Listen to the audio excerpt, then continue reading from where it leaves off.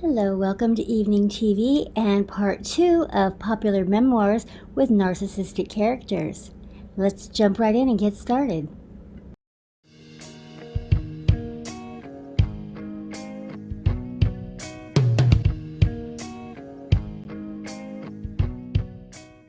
Forget the Kiss. The Kiss by Catherine Harrison. Okay, this one is a very controversial book. It's a short book. It's beautifully written. She's one of my favorite writers. Very spare, very disciplined writer. Really, really great writer. And this book is short, it's not long at all. Tobias Wolff is actually on the back. Tobias Wolff says, "I'm in awe. No other word will do. Of the courage it took to write this book and the art, especially the art, because only a writer of extraordinary gifts could bring so much light to bear on so dark a matter, redeeming it with the steadiness of her gaze and the uncanny, heartbreaking exactitude of her language. I will never forget this book." Wow. So, this book is about a woman who was born to, her mother was 17, huge narcissist. Her mother was just a complete overt narcissist. She was raised, her 17-year-old mother was born to, she was the only child of a mother who was like 42 when she was born. So there was like this, strange, so her grandmother was, basically her grandparents raised her. They were all in the house together till she was 6 years old. Then her mother moved out, and she never lived with her mother again. When she was 20, her father showed up. She'd only ever seen him one other time, and so her father showed up in her life when she was 20. And the whole story, I believe the whole story is it only takes place in one year. I think the whole thing is only 1 year. He basically seduces her, and what's really sad about it is people were very, very judgmental about the book because, here again, she was an adult. She wasn't a child. She was 20 when this happened. And so people were very, they were unforgiving about how this, this would happen. But I think that this, that's people who don't know what it's like to not have received any of the love and attention you need from your parents. And so, first of all, she didn't know him. She didn't know him. He was like a stranger to her, for one thing. And it wasn't what she wanted. She wanted to have him show up and want to be her father, but when this was the only thing that he wanted, she wanted something. It was heartbreaking for her that that's what he wanted, But, and so it's just a tortured story of and she's also very, very tasteful. She doesn't give any graphic details, nothing like that at all. It's very, just only really hints at what happens. So it's, really, really, there's nothing disgusting about it or anything like that, except for the whole idea that it happened. And you just feel so sorry for her. And the impression you get, not to give it away, but the impression you get, really the treat of reading this book is the writing. It's just the gorgeous, gorgeous writing. And, she's just my favorite writer, and but the sense that you get is that when she basically has to confront him, basically has to say she doesn't really want this to go on. You get the sense that's the end of the relationship. He doesn't want anything else. But he is the worst. He is absolutely a narcissist, and he's a minister. He's a minister. So, of course, all of this is very, she's got these two incredibly narcissistic parents. And she has a really tortured relationship with her mother. Really tortured relationship with her mother. She writes another book called Mother Not about her mother, and I think there's a couple different books about her mother. And the way I discovered her was before I knew anything about narcissism. I just started reading her because I was attracted to this subject matter because I didn't really, here was a person writing about his trouble relationship with their mother, and I had a trouble relationship with my mother, and so I got really drawn to her in that way. And of course, I never had anything like this happen, but I just, she just was just, and this all happened like while she was at college, and just I could just totally see how it could happen. I could totally understand how that could happen, and she was just so hungry and needed it so much because she also had this withholding mother, and her grandparents were like, her grandfather is probably the most sane person in her life. The grandfather was pretty loving, but he did the thing that typically happens with a lot of girls, is that once she got to be, you know, puberty age, he really shut down. So he was great. She was like his little shadow when she was a little girl. But as soon as she became a woman, or even started hinting at becoming a woman, he was uncomfortable and shut down, and so she kind of lost him when that happened. And so, you know, she was really, really hungry for a love and affection. And amazingly, this person, Katherine Harrison, went on to marry someone, have a wonderful marriage, and 3 happy, healthy kids, and seems to have a really great relationship. Her husband's also a writer. They met at the Iowa Writers thing. And so anyway, so I'm grateful for that. I'm really happy that she did, because, you know, she has the whole makeup and the whole history of someone who would have a really, you know, miserable relationship life, you know, like I did, you know. And so I'm happy that she didn't. I'm happy that she found a really great, loving guy, and didn't keep getting victimized. So good for her. So this says, a father who seduces his beautiful daughter enacts a monstrous betrayal. Until Katherine Harrison, no one I've ever read has broken open the psychological soul of such a betrayal. The bravery in Harrison's raw, clear voice will stay with me a long time. I couldn't stop reading this. I'll never stop remembering it. Sorry, Mary Carr of the Liars Club.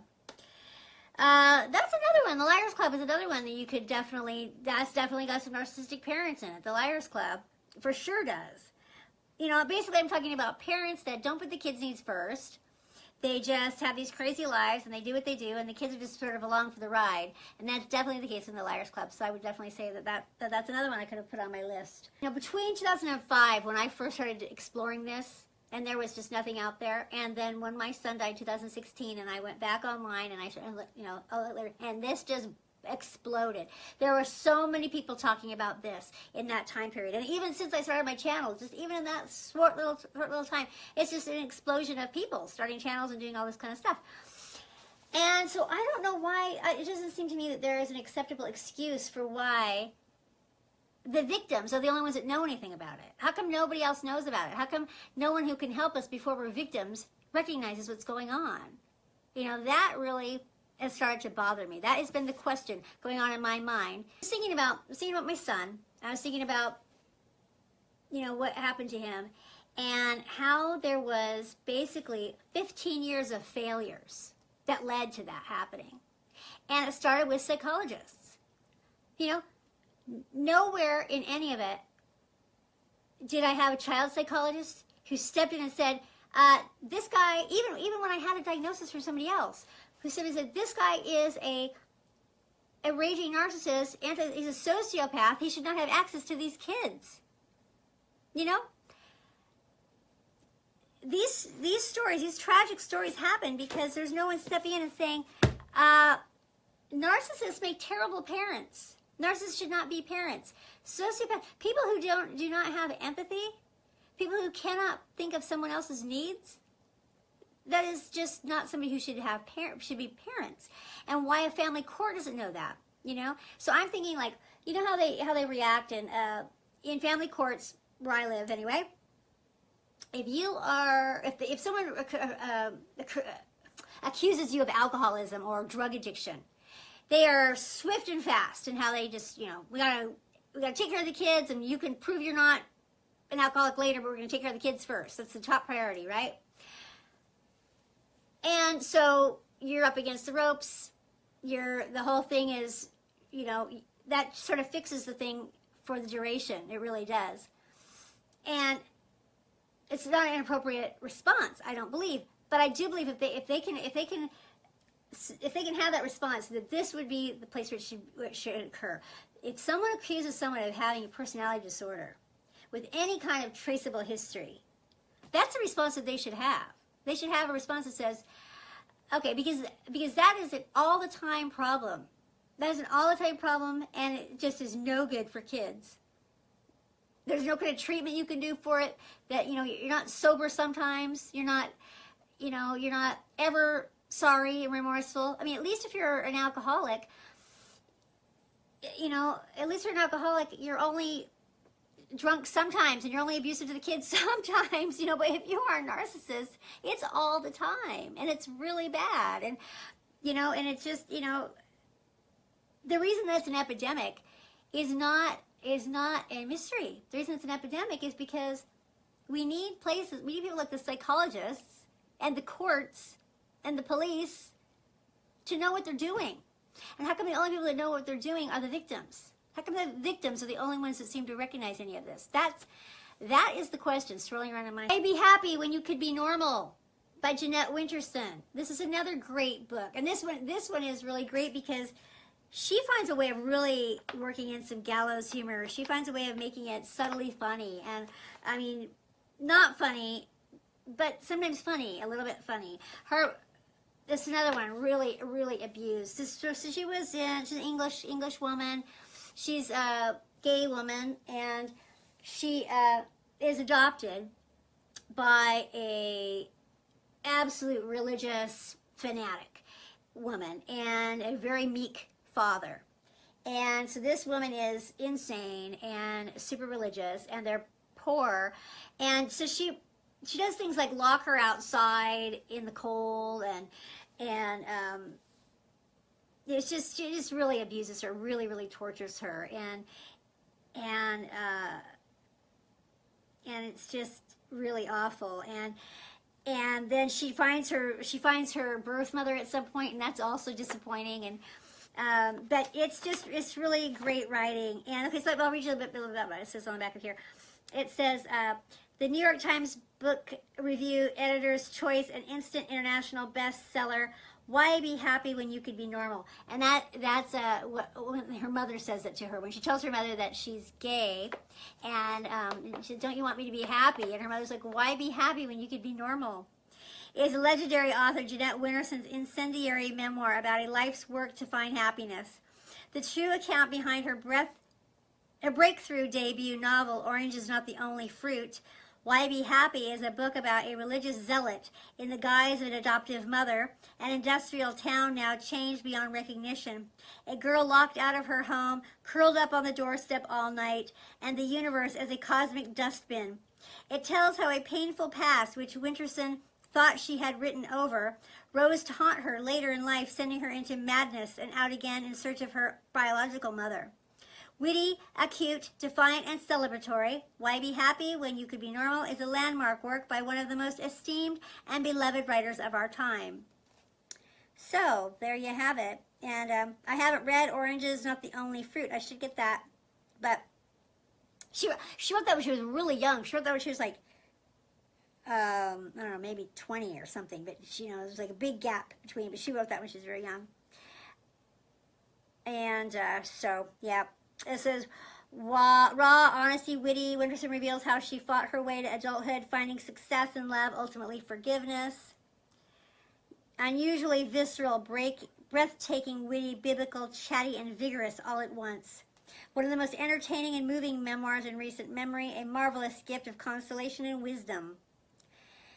And, you know, I think that's what it is about memoirs, is there's something just so satisfying in knowing that this is a true story, you know, and seeing how someone else navigated it, you know, someone else navigated a painful past and came out the other side, and that is a relief, you know, it's a relief to see someone else could do it, and someone else did it, and found a beautiful way of looking at it. And so that's why I think it's so great about memoirs, and you know, why it's such a challenge to write one, and especially when you appreciate them so much, you want to write, I want it to be beautiful, you know, I want to capture the whole thing, and that's quite a, you know, when you come out of something like I did, where you lose everything, and really all you have is this story, you know, really this story is what you came out of it with.